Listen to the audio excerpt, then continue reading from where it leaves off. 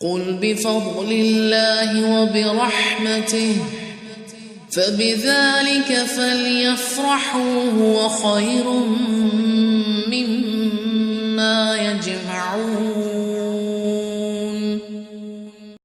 اس وقت فوکس کیجئے کہ جب ہم اللہ سے رہنمائی لینے کی بجائے دوسروں سے لینے لگتے ہیں تو پھر ایسے فتنے ہمارے اندر آتے ہیں، تو ایسے وقت میں کیا کریں؟ ہاتھ دعاؤں کے لیے کھڑے کر دیجئے۔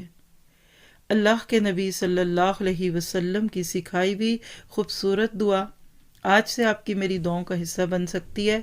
ابو داؤد کی روایت ہے، سنن ابی داؤد 1551 یعنی 1551۔ اللہم انی اعوذ بک من شر سمعی ومن شر بصری ومن شر لسانی ومن شر قلبی ومن شر منیجی۔ اے اللہ، میں تیری پناہ مانگتا ہوں اپنے کان کی برائی سے، نظر کی برائی، زبان کی برائی، دل کی برائی اور اپنی منی کی برائی سے، یعنی وہ مادہ جس سے بچہ پیدا ہوتا ہے۔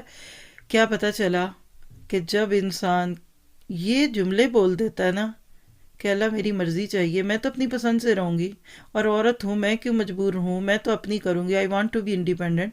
آج بچیوں میں یہ شوق پیدا ہو گیا ٹو بی انڈیپینڈنٹ۔ ماں باپ سے فیس کے پیسے نہیں لیتی، کیوں کہ ہم نہیں ماں باپ کا احسان لیتے۔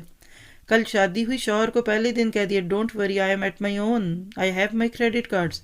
یاد رکھیے، آپ کیوں آزاد ہونا چاہتے ہیں؟ آپ کیوں نہیں کسی کے اوپر ڈیپینڈ کرتے تاکہ آپ کے کندھے ہلکے رہیں؟ پھر آپ کو بوجھ نہیں ڈالنا پڑے گا۔ تو اگر کانوں سے ایسی کوئی بات سن لی جس میں ایسے فتنے تھے، نظر پڑ گئی کسی ایسی چیز پہ، میری اپنی زبان سے کوئی ایسا فتنہ نکلا کہ میں آزاد ہوں، دل میں کوئی ایسی خیال اور برائی آ گئی، اور اللہ نہ کرے حد پامال کر کے انسان کوئی اس کی اور بھی کیفیت پہ چلا گیا، تو آج کہیے اللہ مجھے میرے زبان اور ان سارے اعضاء کے شر سے بچا دے۔